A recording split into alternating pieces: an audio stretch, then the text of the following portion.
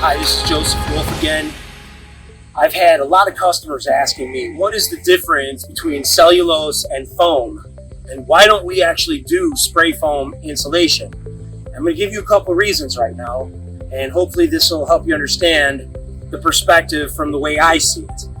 First and foremost is we use a green product, one that, jokingly I eat it on a lot of different times to show people that it's not only non-toxic, but it has nothing in it that's harmful. Boric acid and borax is a eye cleaner and a soap. Puts in a class 1 fire rating, and it's not going to cause any damage to you. Obviously, you want to breathe clean air, so we wear a mask on our face.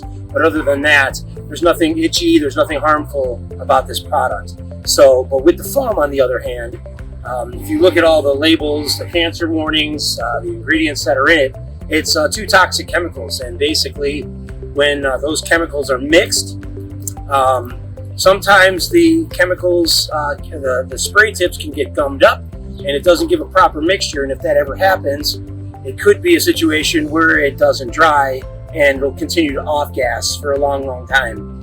You might look up foam nightmares on a Google search and see that some people actually can't even go back into their home after this has been done. But also, on the toxic side, not only do we not want to put something toxic in your home, but we don't want to have our guys doing something that's dangerous to them.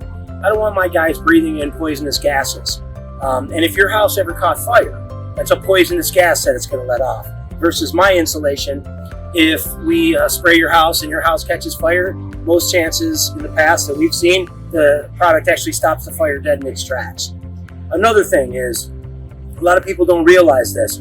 When you're paying for foam, you're paying by the inch. It's generally $1 or more per inch, and I think it's even higher than that right now with all of the inflation that's happened. But so you're going by the inch, and if you have a 2x4 wall, you have 2 options. You can either underspray the wall cavity thickness, so you can go like 3 inches, right? So you'd pay $3 to $4 per square board foot for that, and then also you'd have a dead airspace in that wall cavity. Inside that dead airspace, you can have sweating, you can have mold, and that's also a passage place for rodents to run through and build their own little network system without any hard work. They can find passage right away. The next thing that you probably need to know is that if you overspray the cavity because you want the full cavity filled, then you're going to pay a little bit more to scrape the wall down.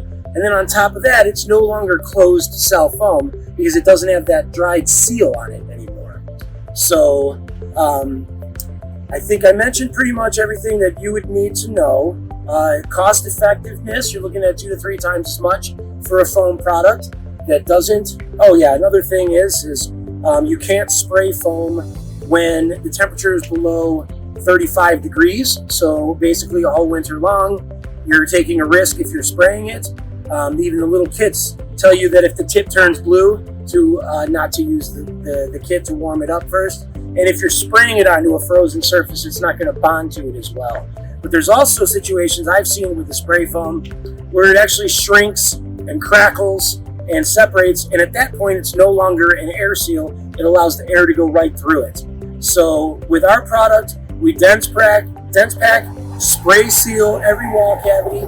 We caulk every crack and crevice, big gaps. We end up foaming windows. We use a low expanding foam. So we call ourselves airlock insulation because we take air infiltration very serious. But we also want everybody to know that we are a green product, the greenest of the greenest option that you'll ever have. And we're here to take care of the greater Cleveland area with the best insulation crew, the best service provider, the best, most respectful crew that you're going to have. Our crew cares about the work that they do, and they work for a good company that takes all of these matters serious. So just wanted to go over those issues with you. We're here at Battery Park today, spraying in this big, giant building. And, a lot of people do the spray foam, and on this one, they wanted the sprayed cellulose because it's a superior sound barrier, and it's also a fire retardant. And in between these units, sound barrier and fire retardancy is very important. So thank you again for watching. This is Joseph Wolf. Appreciate your time. Look forward to seeing you somewhere down the road. Have a blessed day.